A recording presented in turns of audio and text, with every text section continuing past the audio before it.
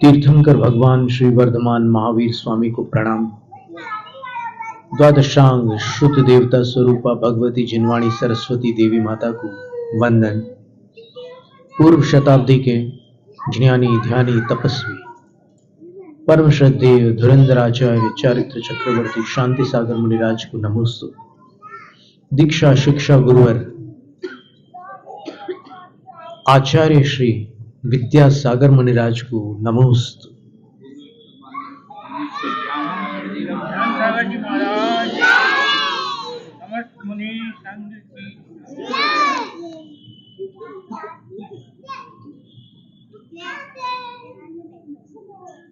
आठ 800 वर्ष पूर्व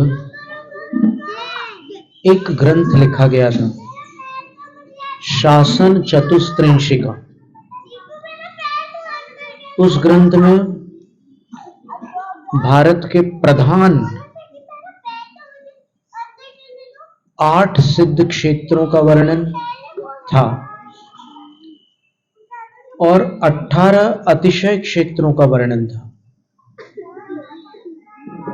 बीना के पंडित दरबारी लाल कोठिया जी हुआ करते थे, हो सकता है आप में से किसी ने नाम सुना हो उनका।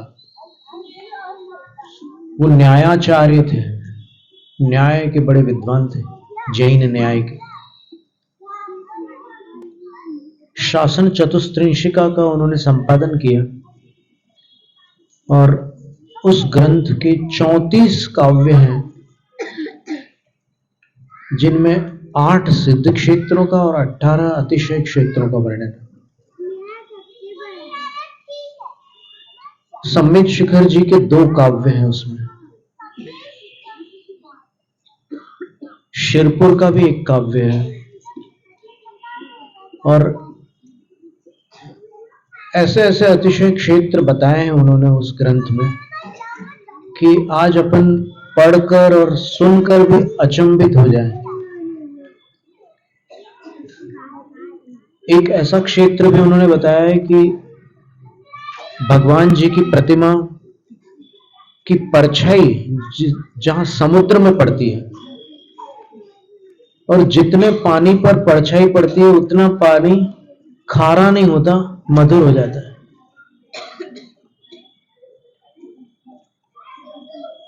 और पोदनपुर का भी उन्होंने वर्णन किया। उस काल में पोदनपुर जो अतिशय क्षेत्र था, वहां लोग जा सकते थे, पर जाना फिर भी कठिन था। कुछ लोग चले जाते थे। जब चामुंडराय अपनी माता कालल देवी को पोदनपुर के दर्शन कराने ले जा रहे थे, तो गुरु का आशीर्वाद लेने गए, तो गुरु ने कहा कि मां वहां नहीं जा पाएगी, बड़ा दुष्कर मार्ग है, वन होने के कारण दुर्गम है, वहां पहुंच पाना कठिन है। और उन्होंने ये भी कहा कि वहां पर कुक्कुट सर्प रहते हैं। कुक्कुट सर्प में उसका मुख सर्प का होता है और शरीर जो होता है वो मुर्गे जैसा होता है, कुक्कुट जैसा होता है। तो इसलिए तुम मां को वहां मत ले जाओ, इस वय में उचित नहीं है ऐसे कठिन स्थान पर ले जाना। तो उसका वर्णन करते हुए उस ग्रंथ में लिखा है कि उनके जो चरण है बाहुबली स्वामी के, उनके चरणों में अगर कोई अपना मुख पास ले जाए तो उसको अपने जन्मांतर दिखते हैं। वो आगामी भव में क्या बनेगा वो उनके चरणों में दिखने लग जाता है, बाहुबली भगवान के। ऐसे ऐसे अतिशय क्षेत्रों का वर्णन है उस ग्रंथ में, और ऐसे 8 सिद्ध क्षेत्रों का भी वर्णन है। आप पढ़ना चाहो तो बहुत ही सुंदर ग्रंथ है, अगर आपकी रुचि हो तो जरूर पढ़ सकते हैं। और इतना छोटा है, 34 काव्य है उसमें, कि आप बड़ी सरलता से पढ़ सकते हैं, पर आपको बहुत अजीब लगेगा कि ऐसा समृद्ध अपना जिन शासन रहा। फिर जब से ये लक्ष्मी का बोलबाला बढ़ गया और सरस्वती का प्रभाव घट गया, तब से स्थिति बदल गई। आप बात पर विचार करना। और आचार्य श्री भी कभी इस पक्ष में नहीं रहे कि जिनवाणी के ऊपर मूल्य डाला जाए। जो लोग आचार्य विद्यासागर महाराज श्री को निकट से जानते हैं वो इस बात से भली भांति परिचित होंगे कि वो जिनवाणी पर मूल्य का कभी भी समर्थन नहीं करते,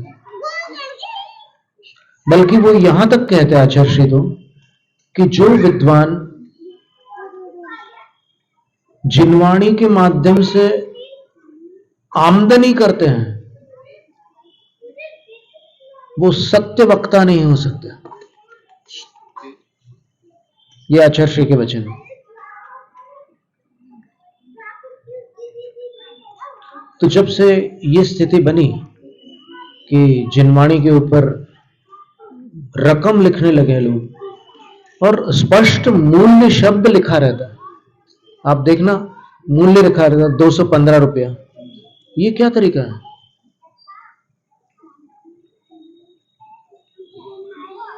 किसी जमाने में न्योछावर लिखा रहता था और कहीं कहीं किन्हीं प्रतियों में लिखा रहता पुनः प्रकाशन हेतु सहयोग राशि। देखो सहयोग राशि और न्योछावर राशि में आपकी विनम्रता झलक रही है, लेकिन मूल्य में तो पूरा बनियापन आ गया।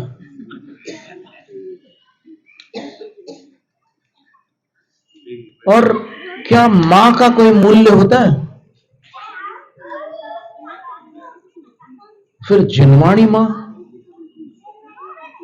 जो तीनों जगत में अनमोल है, उस पर यदि मूल्य लिखा जाएगा तो फिर लिखने वाला जो समूह है उसका क्या होगा? तो आप देखिए कैसे समय परिवर्तित हुआ और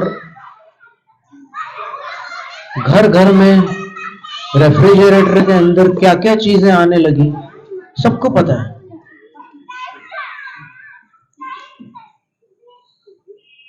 और आज तो ऐसी स्थिति हो चुकी है कि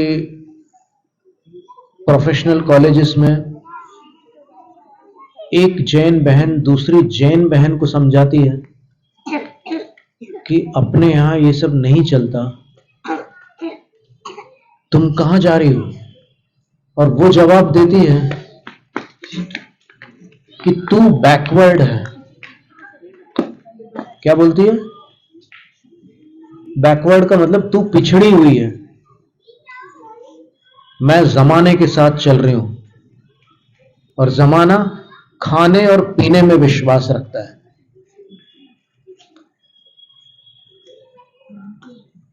ये शब्द यही पूना के हैं, कहीं दूर के नहीं है।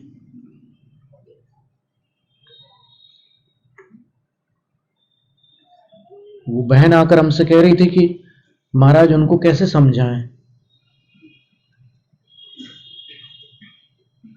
तो एक तो संगति का प्रभाव पड़ता है और दूसरा संस्कारों का प्रभाव पड़ता है।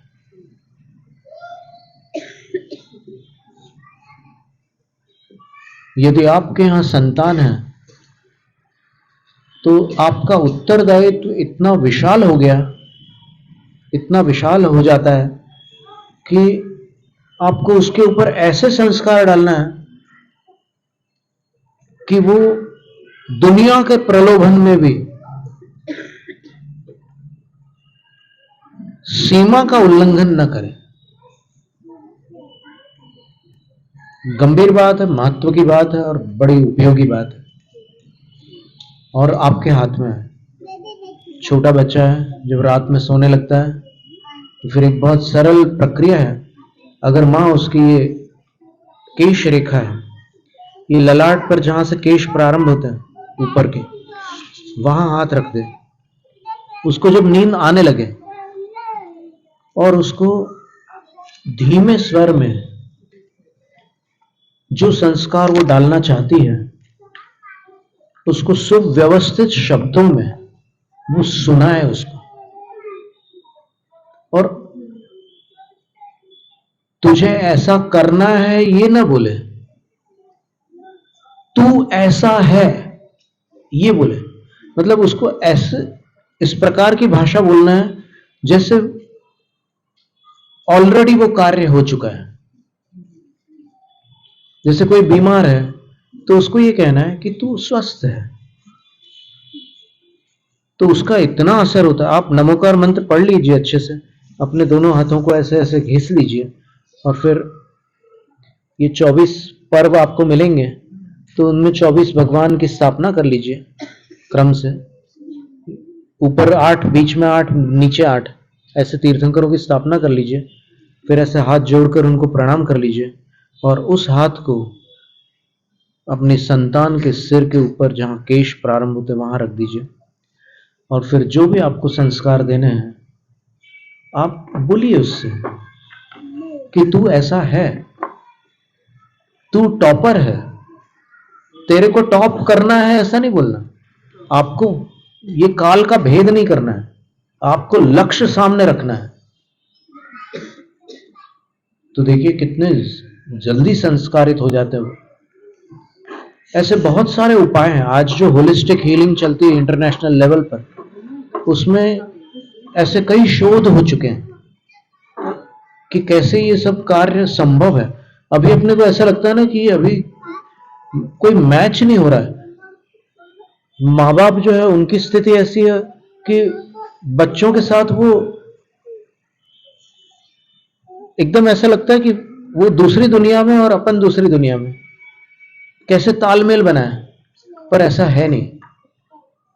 और सफलता में भय बाधक होता है, डरना नहीं, विश्वास से चलेंगे तो सफलता मिलेगी। तो उन सिद्ध क्षेत्रों में संवेद शिखर जी तीर्थ राज माना जाता है। और तीर्थ राज का अर्थ हो गया कि जितने भी तीर्थ हैं उन सब तीर्थों का राजा। तो तीर्थ वंदना के कुछ 9 नियम हैं, वो पहले बताते हैं, फिर शिखर जी पर आते हैं। अपन शिखर जी में क्या विशेष है उसकी चर्चा अपन फिर करते हैं। सबसे पहले तीर्थ वंदना के लिए जब निकलते हैं अपन, तो यहीं से अंदर तैयारी करके निकलना है। जिन्होंने सप्त व्यसन का त्याग नहीं किया,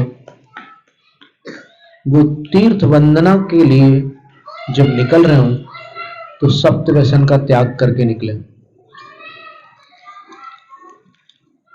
फिर हिंसा, झूठ, चोरी, कुशील, परिग्रह, ये 5 पाप होते हैं। अणुव्रत धारण कर लो तो फिर वो जीवन भर के लिए होता है। महाव्रत धारण कर लो तो भी जीवन भर के लिए होता है। लेकिन यहां पर आपको तीर्थ वंदना के लिए 5 पापों का त्याग करना। तीसरा नियम है अष्टमूल गुण कठोरता से पालन करना है। अष्टमूल गुण क्या है, बच्चों को भी याद दिला देते हैं। 3 मकार और 5 फल। 3 मकार कौन से हैं? मकार, म से शुरू होने वाले 3 शब्द हैं। अभी इनको बता रहे। म से एक तो होता है मांस, नॉनवेज,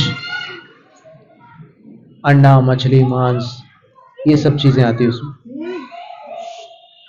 फिर दूसरा म से मदिरा होती है, जिसको मद्य कहते हैं, शराब, वाइन, अल्कोहल।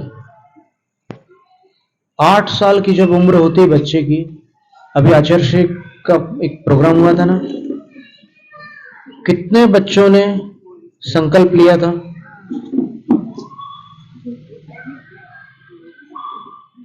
मौजी बंधन, क्या नाम था उसका, मौजी बंधन।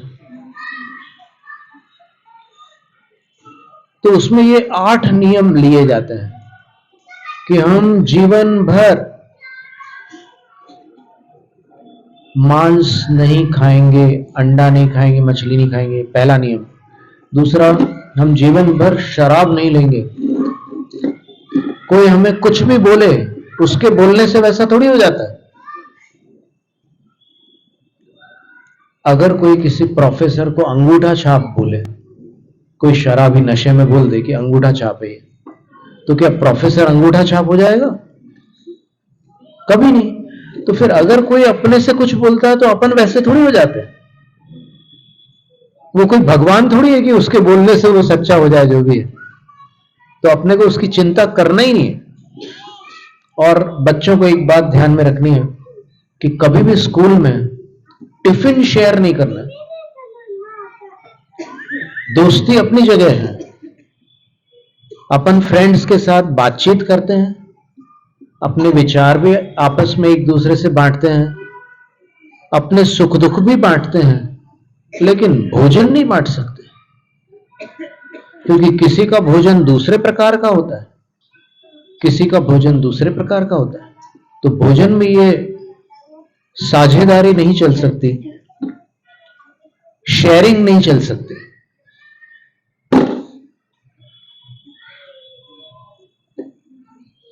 क्या पता वो क्या चीज है, आपको मालूम नहीं है कि वो क्या चीज है, और आप खा लोगे, स्वाद तो आ जाएगा आपको, लेकिन हो सकता है किसी की जान गई हो उसके पीछे,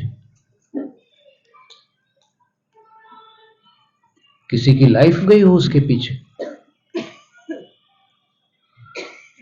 क्योंकि वो चीज जो है उसके लिए अगर एक बार भी किसी की प्लेट में वो चीज आ जाती है तो कम से कम एक का खून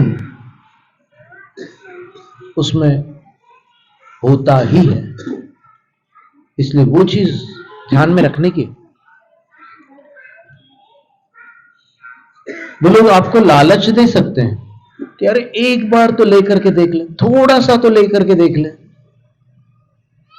जैसे कॉलेज में सीनियर्स लोग बोलते हैं कि एक कश तो लगा करके देख ले स्मोकिंग सिगरेट का।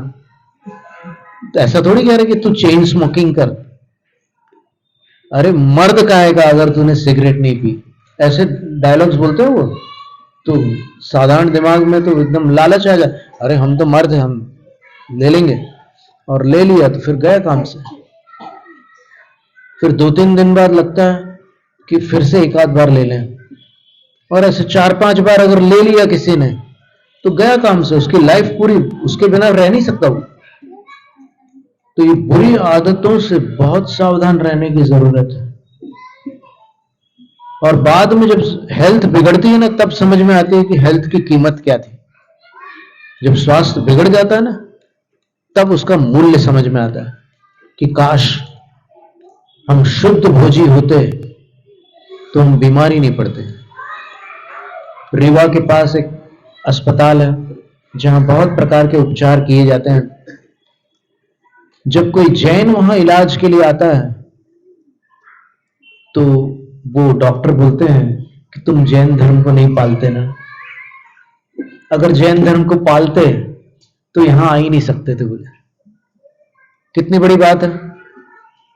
इसका मतलब ये हुआ कि जैन शास्त्रों में जो भोजन बताया है वैसा अगर भोजन जैन लोग करें तो हॉस्पिटल जाने की जरूरत ही नहीं है। ये सारी बातें हैं। तो अष्ट मूल गुण धारण करने के लिए पहला क्या है? मांस का त्याग करना है, दूसरा शराब का, तीसरा शहद का, हनी बोलते हैं जिसको, हनी भी त्याज्य है। क्यों? क्योंकि मधुमक्खी फूल का रस अपने अंदर लेती है और उसको अपने उसके पैरों में एक थैली होती है, उसमें भर के रखती है, और उसके शरीर के कई रस उसमें मिक्स होते हैं। वो जो फूलों का रस पीती है वो बिल्कुल पानी जैसा साफ सुथरा होता है, मधुर जरूर होता है, स्वीट होता है, लेकिन पानी जैसा कलर होता है उसका। लेकिन जब शहद बन जाता है तब उसका कलर ब्राउन हो जाता है। कैसे हो गया ब्राउन? क्योंकि उस मक्खी के शरीर के रस उसमें मिल गए, और उसने वो जो हनी बनाया, शहद बनाया, वो उसके छत्ते में रहने वाली जो छोटी छोटी इल्लियां हैं उनके भोजन के लिए बनाया, इंसान के लिए नहीं बनाया। अब इंसान उसमें नली लगा करके टपका ले या फिर छत्ता तोड़ करके हिंसा करके उनको मार करके निकाल ले, पर चोरी है, उस पर मनुष्य का अधिकार नहीं है। और रही बात गाय की, कोई पूछ सकता है ना कि फिर गाय का दूध अपन कैसे पीते हैं, वो तो बछड़े के लिए। नहीं, गाय का दूध बछड़ा पूरा नहीं पी सकता। जर्सी गाय एक दिन में 35 लीटर दूध दे रही है। दुनिया का कोई भी बछड़ा 35 लीटर दूध पी सकता है क्या? कोई पहलवान पी सकता है क्या? तो फिर बाकी दूध का क्या होगा? और दूध अगर 2-4 दिन न निकालो तो वो उसको बड़ी तकलीफ होती है, गाय को वो रामने लग जाती है, उसको इतनी तकलीफ होती है। तो दूध निकालना जरूरी है। तो दूध निकाल करके क्या करोगे? दूध किस लिए बनता है उसके शरीर में? दूसरों के लिए। दूध गाय के किसी काम का नहीं होता, दूध दूसरों के काम का होता है। इसलिए दूध की बात अलग होती है और ये शहद की बात अलग होती है।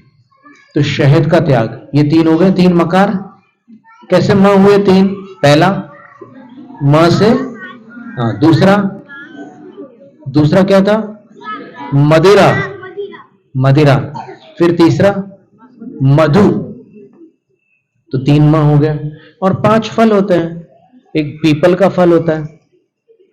पीपल का पेड़ देखा ना आपने, ऐसे पत्ते होते हैं, आगे से नुकीला होता है, सुंदर पत्ता होता है उसका। फिर एक बड़ का पेड़ होता है जिसमें ऐसे जटाएं लटकती है, जड़ें लटकती है।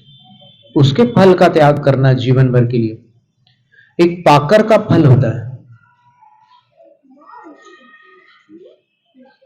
एक पाकर का फल यहां उत्तर प्रदेश में, आप कभी अहिच्छत्र गए क्या? तो अहिच्छत्र उत्तर प्रदेश में बहुत मिलते हैं पाकर के पेड़। वो भी ऐसे ही उदुम्बर फल है। और उमर के पेड़ सागर वगैरह के आसपास में बहुत सारे मिलते हैं। आप मध्य प्रदेश में जो सागर है ना, उसके आसपास में परसोरिया रोड में निकल जाओ या फिर इधर ढाना तरफ, इधर उस तरफ निकल जाओ, दूसरी तरफ राहतगढ़ की तरफ, तो उमर के पेड़ मिलते हैं। उसको दूसरे लोग गूलर भी बोलते हैं। एक कठुमर का पेड़ होता है, दक्षिण भारत में होता है। उसमें से वो फल जो निकलता है, सूखने के बाद में उसके बीच में जगह होती है, अंजीर बोलते हैं उसको।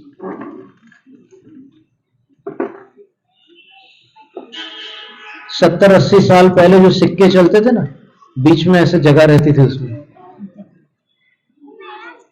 वैसे ही वो अंजीर होती है, फिग्स बोलते हैं उसको अंग्रेजी में। तो इन 5 फलों का त्याग करना होता है, तो अष्टमूल गुण होते हैं। तो बच्चे लोग तैयार हो त्याग करने को? इसको कोई ज्यादा बड़ी बात नहीं, कोई बहुत आसानी से त्याग कर सकते।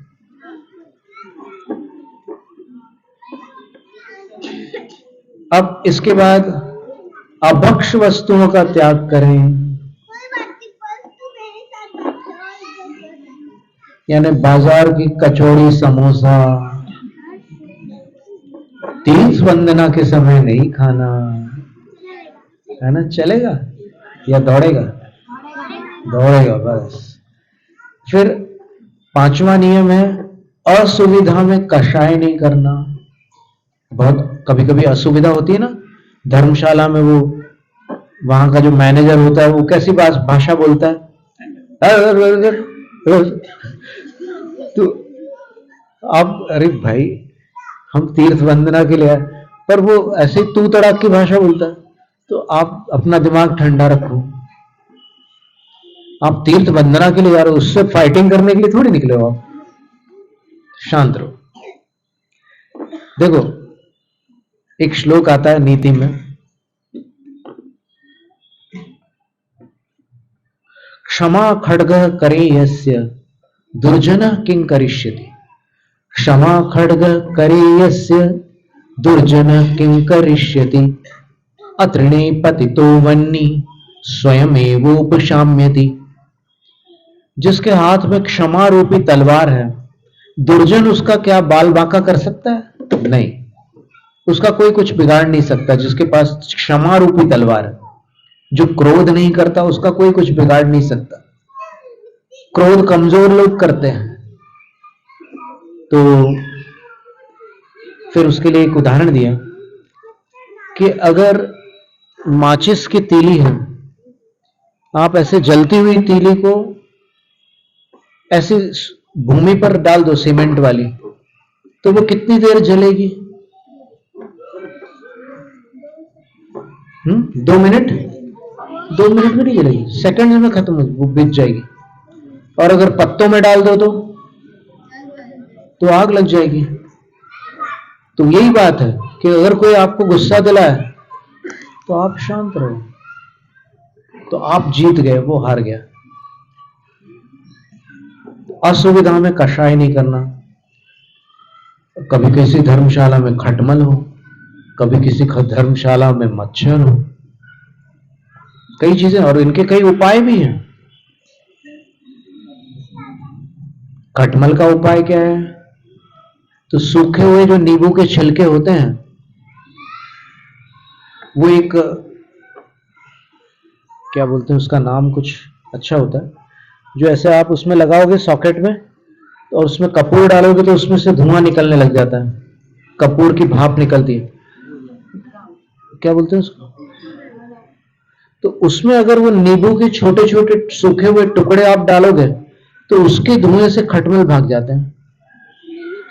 कॉकरोच को कैसे भगाएं? तो दूध में बोरिक पाउडर मिला करके, थोड़े से दूध में बोरिक पाउडर मिला करके उसको अलमारी में या कहीं जहां आपको लगाना हो वहां लगा दो, तो उसकी गंध से कॉकरोच भाग जाते हैं। फिर मच्छर को भगाना हो तो आधा नींबू जो है उसमें 27 लवंग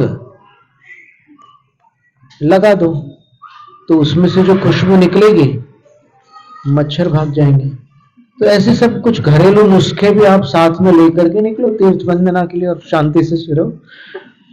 कषाय करने में मजा नहीं है, भक्ति करने में बड़ा आनंद है। फिर शिखर जी की अगर वंदना करनी हो तो एक मंत्र है, उसकी 11 माला फेर करके ही वंदना करना, तो वंदना अच्छे से संपन्न होती है। वो लिखना चाहोगे आप, या ऐसे भी कंठस्थ हो जाएगा, ज्यादा कठिन नहीं है। ओम ह्रीम श्री, ओम ह्रीम श्री अनंतानंत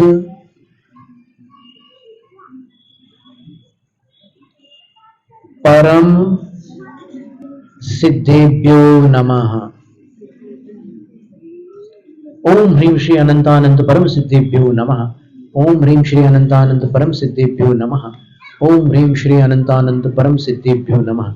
इसकी 11 माला करनी आपको, एक बैठक में नहीं, अपनी अनुकूलता से, और उसके बाद आप वंदना के लिए जाएंगे, अच्छी वंदना बढ़िया हो जाएगी। फिर प्रत्येक धर्म क्षेत्र में जहां भी आप जाओ, किसी भी क्षेत्र में तीर्थ वंदना के लिए आप निकले हो, तो वहां के जो मूल नायक हैं, जो प्रमुख भगवान है वहां के, उनके पास बैठ करके एक माला करना नमोकार की, नमोकार मंत्र की एक माला मूल नायक के पास जरूर करना।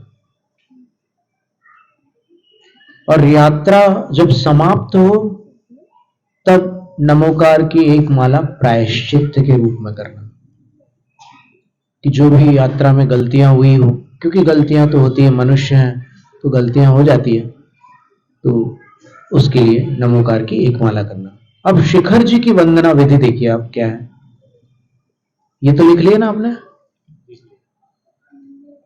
20 टोंक है शिखर जी में। 1860 के बाद बाकी 4 टोंक बनी है। कौन सी? वासुपूज्य भगवान की, नेमिनाथ भगवान की, आदिनाथ भगवान की और महावीर भगवान की बाद में बनी है। तो वो टोंक जो है वो सिद्ध, वहां से कोई मोक्ष नहीं हुआ है तीर्थंकर का, उनके चरण बने जरूर है, लेकिन वो उनका मोक्ष स्थान नहीं है, केवल स्मरण के रूप में बनाए गए हैं। तो अब बचे कितने? 20। तो वो 20 टोंक ही प्रधान है, मूल है, और वहां एक एक टोंक पर आपको सिद्ध भक्ति करनी है। छोटी सी सिद्ध भक्ति तो बहुत अच्छे से आप कर सकते हैं। अभी हम आपको बताएंगे कैसे कही जाती है सिद्ध भक्ति। और एक एक टोंक पर आपको एक माला करनी है, छोटी सी, ओम नमः सिद्धेभ्य की। और जितनी टोंक में परिक्रमा बनी है वहां आपको 3 परिक्रमा लगानी है। अगर रेलिंग निकली हुई हो या कुछ रिस्क हो तो फिर बच के करना काम, नहीं तो कहो कि महाराज ने परिक्रमा लगाने बोली और हमारो नुकसान होगा। ऐसा नहीं, आप देख करके करिए। अब सिद्ध भक्ति, सिद्ध भक्ति क्या है? तो ऐसा बोलना, पहले हम संस्कृत में बोल रहे हैं। अथ श्री सिद्ध क्षेत्र वंदनायाम पूर्वाचार्यानुक्रमेण सकल कर्म क्षयार्थम भाव पूजा वंदनास्तव समेतम श्रीमत् सिद्ध भक्ति कायोत्सर्गम करोम्यहम। 9 बार नमोकार मंत्र पढ़ लिया। उसके बाद प्राकृत वाली सिद्ध भक्ति है। सम्मतनान दंसणम वीर्य सुमंतहेव अवगहणम अगुर्लहुमव्वाहम अट्ठगुणाहोन्ति सिद्धाणम तव सिद्धे नय सिद्धे संयम सिद्धे चरित सिद्धेय नाणम दंसणम्य सिद्धे सिरसा नमन्सामि। इच्छामि भन्ते सिद्ध भक्ति काउ सगो कौ दसालोचेऊं सम्मणान सम्मदंसण सम्मचरित जुत्ताणम अट्ठविह कम्म विप्पमुक्काणम अट्ठ गुण संपन्नाणम उड्डलो मथयम्य पैठ्याणम तव सिद्धाणम नय सिद्धाणम संयम सिद्धाणम चरित सिद्धाणम अतीतानागत वर्तमान कालत्य सिद्धाणम सव सिद्धाणम निच्चकालम अंजेमि पूजेमि वंदामि नमन्सामि दुख खो कम खो बोहिलाहो सुगई गमनम समाहि मरणम जिनगुण संपत्ति हो मच्छम। दुख खो नहीं बोलना, दुख खो, खो बोलना है, कमक खो। अभी खो खो करते हैं सब लोग, खो नहीं बोलना है, खाओ बोलना है। अब इसी का हिंदी रूपांतरण देखिएगा आप। सिद्ध भक्ति का कितना सुंदर अर्थ है सम्यक तो ज्ञान दर्शन युक्त वीर्य सूक्ष्म गुण के धारी अवगाहन गुण और अगुरु लघु सिद्ध अष्ट गुण भंडारी तपनय संयम चरित्र द्वारा मुक्ति धाम जिनने पाया मेरे दर्शन ज्ञान बसे मैं नतमस्तक हो हर्षाया। हे सम्यक ज्ञान दर्शन युक्त वीर्य सूक्ष्म गुण के धारी अवगाहन गुण और अगुरु लघु सिद्ध अष्टगुण भंडारी तप नय संयम चरित्र द्वारा मुक्ति धाम जिनने पाया मेरे दर्शन ज्ञान बसे, यानी मेरी श्रद्धा में भी बसे हुए हैं सिद्ध भगवान और मेरे ज्ञान में भी सिद्ध भगवान है। मैं नतमस्तक हो हर्षाया। अंचलिका,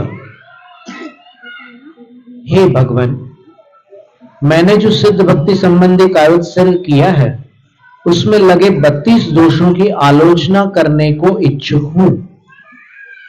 इच्छामि भन्ते सिद्ध भक्ति कावसको कहो तस्सा लोचे हूं। इस पंक्ति का अर्थ यह है कि हे भगवान, भन्ते का अर्थ भगवान होता है। हे भगवान, मैंने जो सिद्ध भक्ति काउत्सर्ग को मैंने जो सिद्ध भक्ति संबंधी कायोत्सर्ग किया है उसमें लगे 32 दोषों की तस् आलोचेयुम इच्छामि, आलोचना करने को इच्छुक हूं। जो सम्यक ज्ञान, सम्यक दर्शन और सम्यक चारित्र से युक्त हैं, अष्टविध कर्म से विप्रमुक्त हैं, अष्ट गुण संपन्न है, ऊर्ध्वलोक के मस्तक पर प्रतिष्ठित है, सिद्धालय में विराजमान है, तब नय का अर्थ है प्रायश्चित। ये अप्रचलित अर्थ है, सबकी जानकारी में नहीं है, लेकिन कुछ साधु ऐसे भी होते हैं जो गुरु से प्रायश्चित लेकर के प्रायश्चित में बैठ गए हैं और प्रायश्चित करते करते मोक्ष चले गए, और गुरु महाराज को अभी मोक्ष प्राप्त नहीं हुआ, केवल ज्ञान प्राप्त नहीं हुआ, वो गुरु से पहले मोक्ष चले गए। ऐसे भी कुछ सिद्ध होते हैं, तो उनको नए सिद्ध कहते हैं। संयम किंवा चारित्र से सिद्ध हुए हैं, तथा जो अतीत, अनागत, वर्तमान ऐसे त्रिकाल विषयक सिद्ध हैं, मैं उन सब सिद्धों का अर्चन, पूजन, वंदन और नमन करता अथवा करती हूं। मेरे दुखों का क्षय हो, दुख खाओ, कर्मों का क्षय हो, कम्मक खाओ, बोधि का लाभ हो, बोधि लाहो, सुगई गमनम, सुगति अर्थात मुक्ति में गमन हो, समाहि मरणम, समाधि मरण हो, और जिन गुणों की संप्राप्ति हो, जिन गुण संपत्ति हो, मध्यम। दुखों का क्षय कैसे होगा? कर्मों के क्षय से। कर्मों का क्षय कैसे होगा? रत्नत्रय से। देखो क्रम से लिखा ना, मेरे दुखों का क्षय हो, दुख खो, दुखों का क्षय कर्मों के क्षय से। तो फिर भगवान से कहते हैं कि हे भगवान मेरे कर्मों का क्षय हो, तो भगवान कहते हैं कि रत्नत्रय से होगा। तो फिर बोलते हैं बोहिला हो, बोहिला हो का अर्थ रत्नत्रय की प्राप्ति हो। फिर मुक्ति में, मुक्ति का लक्ष्य बनाओगे तब रत्नत्रय की प्राप्ति होगी। तो कहते हैं सुगई गमन, मैं लक्ष्य बना रहा हूं, मुक्ति जाने का लक्ष्य बना रहा हूं। समाधि मरण बिना काम नहीं होगा, तो बोले समाधि मरण। समाधि मरण से जब जिनेंद्र बनोगे तब सिद्धत्व की प्राप्ति होगी। तो बोलते हैं कि हे भगवान उसके लिए भी हम तैयार हैं। जिन गुण संपत्ति ओम अज्जम, ये सिद्ध भक्ति हो गई। प्रत्येक टोक पर करना है। इसके बाद 20 टोक के 20 छंद है। आप जहां पर जो भी टोक, जैसे ज्ञानधर कूट है, कौन से तीर्थंकर की कूट है? कुंतुनाथ भगवान। तो वहां क्या करना है आपको? ये गाथा पढ़नी है।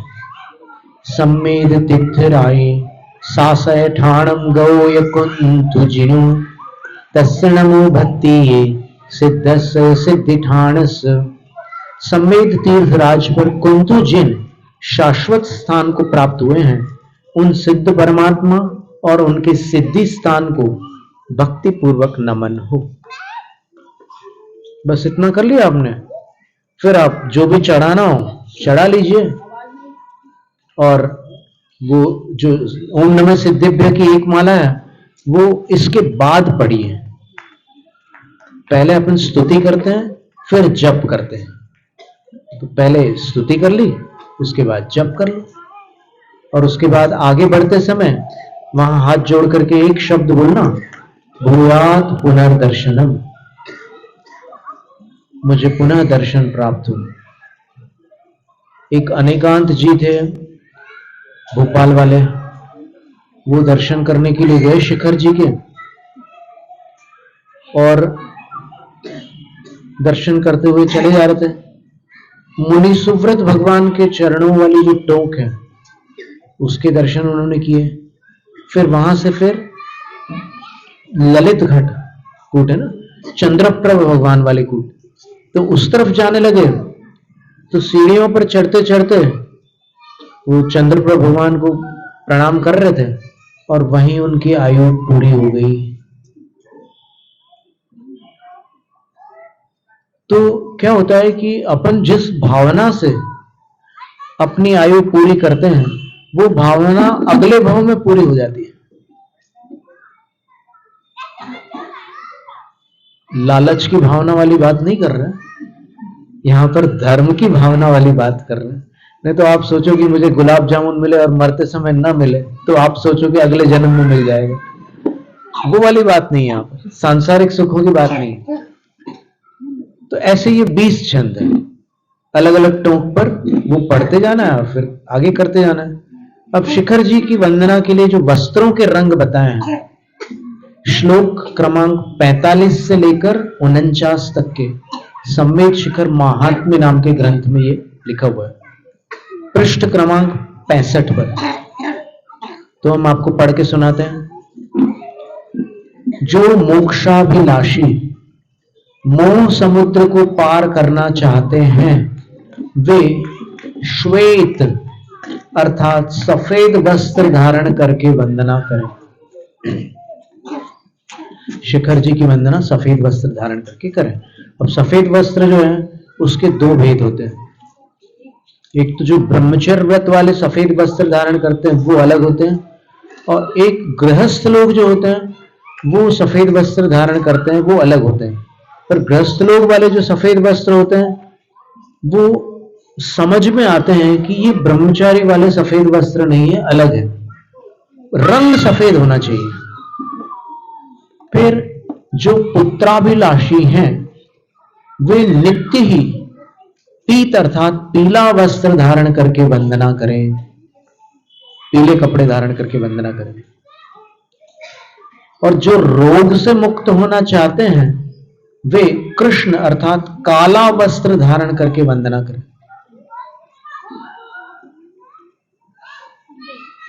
जो शोकाकुलित है, ये कल भी हम बता चुके हैं, फिर भी आज दोबारा बता रहे हैं, वे हरा वस्त्र पहनकर शिखर जी की वंदना करें। श्लोक में ये वर्ण छूटा हुआ है। जो लक्ष्मी चाहते हैं वे लाल वस्त्र धारण कर वंदना करें। अब लक्ष्मी के साथ बस दो ही समस्या रहती है, किसी को दिया है वो लौटा नहीं रहा है, या फिर अपने को लौटा रहा है लेकिन लौटा नहीं पा रहे। ये दो समस्याएं रहती है। तो फिर ये सब भक्ति की शक्ति से सारे सांसारिक संकट भी दूर हो जाते हैं और आत्मा का कल्याण भी होता है, दोनों बातें। तो इस प्रकार शिखर जी की वंदना का वर्णन आज आपने सुना, और जो बातें बच्चों को समझ में आई वो बच्चे लोग अपना ले, जो बड़ों को समझ में आई वो बड़े लोग अपना ले। कुछ ना कुछ तो सबको मिल गया, है ना? कोई प्रश्न?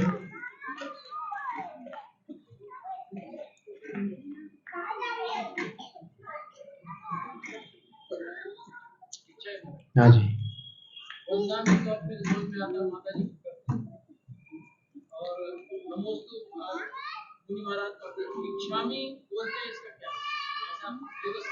हाँ, ये प्रश्न थोड़ा प्रसंग से हट करके है, लेकिन फिर भी हम उत्तर दे देते हैं। प्रश्न ये है कि मुनिराज को नमोस्तु किया जाता है, आर्यका माता जी को बदनामी की जाती है, और 11 प्रतिमाधारी जो एलक शिल्लक और क्षिल्लिका होती है उनको शास्त्रों में इच्छाकार शब्द है, बोलचाल में इच्छा में बोलते हैं।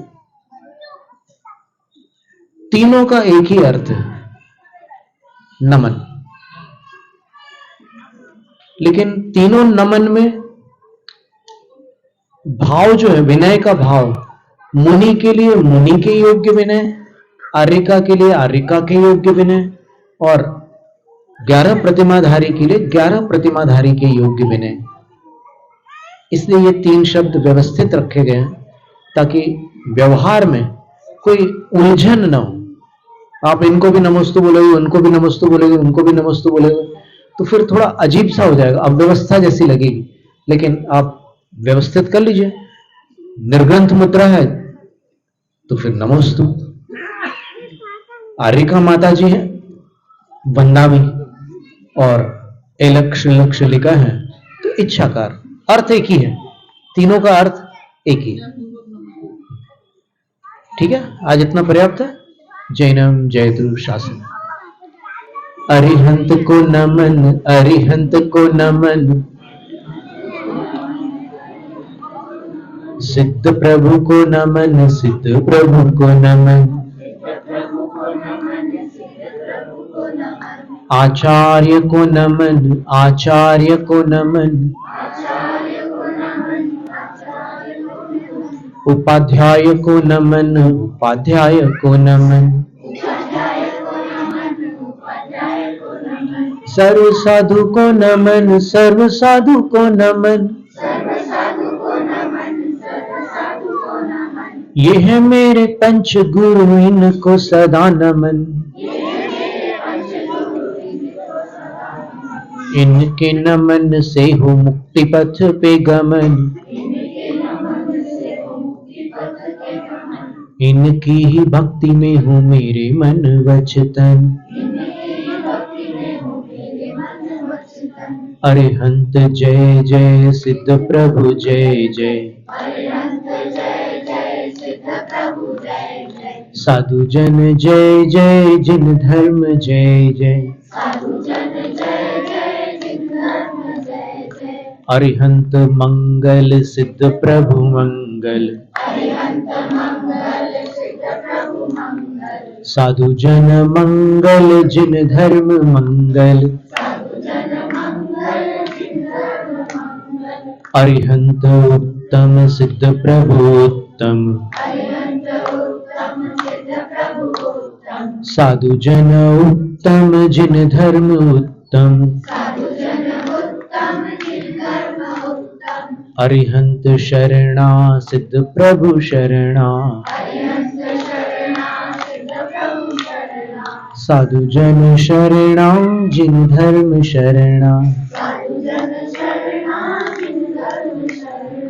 चार शरण अगहरण जगत में,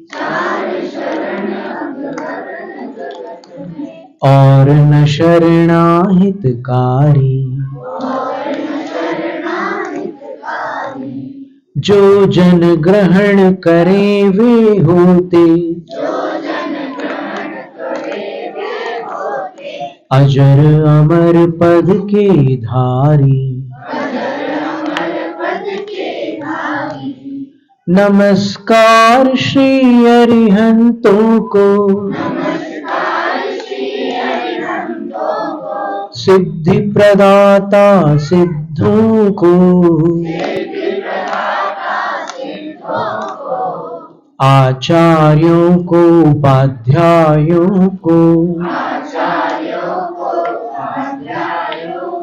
सर्वलोक के संतों को। जैनम जयतु शास्त्र। शास्त्र पठन में मेरे द्वारा यदि जो कहीं कहीं प्रमाद से कुछ अर्थ वाक्य पद मात्रा छूट गई, सरस्वती मेरी उस त्रुटि को कृपया क्षमा करे और मुझे कैवल्य धाम में मां विलंब धरे। वांछित फलदात्री चिंतामणि सदृश मात तेरा, वंदन करने वाले मुझको मिले पता मेरा। बोधि समाधि विशुद्ध भावना आत्म सिद्धि मुझको मिले और मैं पा जाऊं मोक्ष महासुख को। का उत्सर्ग।